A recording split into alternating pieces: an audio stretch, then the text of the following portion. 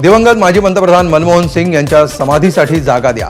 काँग्रेस अध्यक्ष मल्लिकार्जुन खरगे यांची पंतप्रधान नरेंद्र मोदींकडे मागणी. सूत्रांची माहिती. दिल्ली मेट्रोमध्ये जागेवरून 2 महिलांमध्ये भांडण. बॉयफ्रेंड दिल्ली पोलिसांमध्ये असल्याची एका महिलेची धमकी, तर दुसऱ्या महिलेनं बोलो बॉयफ्रेंडला असं दिलं आव्हान. दोघींमध्ये भांडणाचे video viral.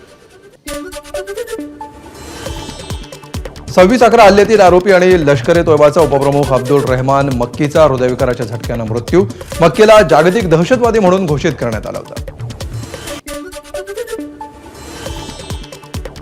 Air India pilot सृष्टी तुली आत्महत्या प्रकरण. मुंबई न्यायालयानं सृष्टीचा प्रेमी आदित्य पंडितला दिला जामीन. आदित्यवर सृष्टीला आत्महत्येला प्रवृत्त केल्याचा आहे आरोप. अमेरिकेनं सलग दुसऱ्या वर्षी 10 लाखांहून जास्त भारतीयांना दिला व्हिसा.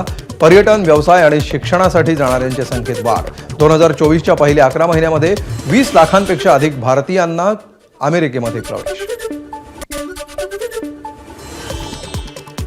काश्मीरच्या गुलमर्गमध्ये जोरदार बर्फवृष्टी. सकाळपासून सुरू असलेल्या बर्फवृष्टीमुळे रस्ते वाहतूक विस्कळीत. बर्फवृष्टीमुळे वाहतुकीवर परिणाम. अनेक पर्यटक अडकले. एबीपी माझा, उघडा डोळे बघा नीट.